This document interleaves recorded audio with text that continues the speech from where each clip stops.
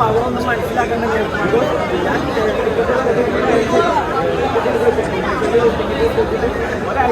ഒരാഴ്ച കട്ട വയ്ക്കുന്ന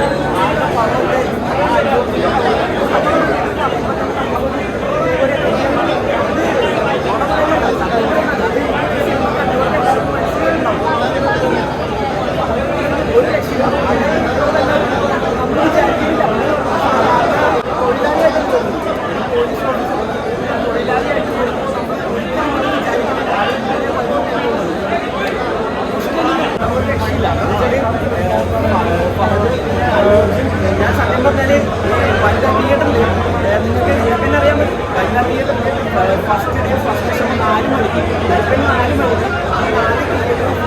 മണിക്ക് ആ അല്ലുവിൻ്റെ ആ ഒരു പവർ എന്താണെന്നറിയാമോ? സത്യം പറഞ്ഞാൽ ഒരു രക്ഷയില്ല.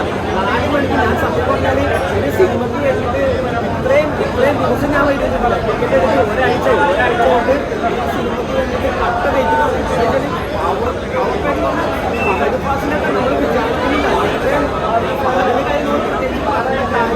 എല്ലാവർക്കും നമസ്കാരം. അങ്ങനെ അല്ലു അർജുൻ്റെ പുഷ്പ 2 ഇറങ്ങി. പടം ഔട്ട്സ്റ്റാൻഡിങ് മൂവിയാണ്. ഇതൊരു പവർ പാക്കാണ്. ഞാനിപ്പോൾ ഫസ്റ്റ് ഡേ ഫസ്റ്റ് ഷോ ആണ് കണ്ടത്. 4 മണിക്ക് എടപ്പള്ളി വനിതാ തിയേറ്ററിലാണ് കണ്ടത്. പടം ഔട്ട്സ്റ്റാൻഡിങ് മൂവിയാണ്. നമ്മൾക്ക് ഈ ഒരു ഫിലിം തിയേറ്ററിൽ മസ്റ്റ് വാച്ചാണ്. ഇത് ഒരു കാരണവശാലും നിങ്ങൾ OTTക്ക് വേണ്ടിയിട്ട് വെയിറ്റ് ചെയ്യരുത്. അത്രക്കും ഔട്ട്സ്റ്റാൻഡിങ് മൂവിയാണ്. ഈ പടത്തിനെ പറ്റി പറയുകയാണെന്നുണ്ടെങ്കിൽ ഇതിൽ അഭിനയിച്ചിരിക്കുന്ന ഇന്ത്യൻ ഫിലിം ആക്ടർ ഫഹദ് ഫാസിലും അതുപോലെ തന്നെ അല്ലു അർജുൻ സാറ്, പിന്നെ രശ്മിക, ഇത് എല്ലാവരും പവർ പാക്കാണ്. ഇതിനെപ്പറ്റി ഈ ഫിലിമിനെ പറ്റി നമ്മൾ അഭിപ്രായം പറയുന്നത് തന്നെ, അല്ലെങ്കിൽ ഇതിന് വേണ്ടിയിട്ട് ഒരു റിവ്യൂ പറയുന്നത് തന്നെ ഒരു മണ്ടത്തരമായിരിക്കാം ചിലപ്പോൾ. ബിക്കോസ് നമ്മൾ ഈ 4 മണിക്ക് ഫസ്റ്റ് ഡേ ഫസ്റ്റ് ഷോ വെളുപ്പിനെ ഈ 4 തിയേറ്ററും ഇത്രയും ഫുൾ ആവണമെന്നുണ്ടെങ്കിൽ ആളുടെ പവർ എന്താണ്?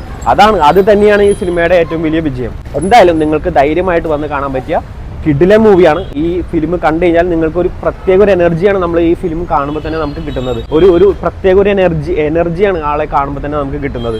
അതുപോലെ തന്നെ പിന്നെ ഫഹദ് ഫാസിലും വന്നു. ഇതൊരു പവർ പാക്ക് തന്നെയാണ്.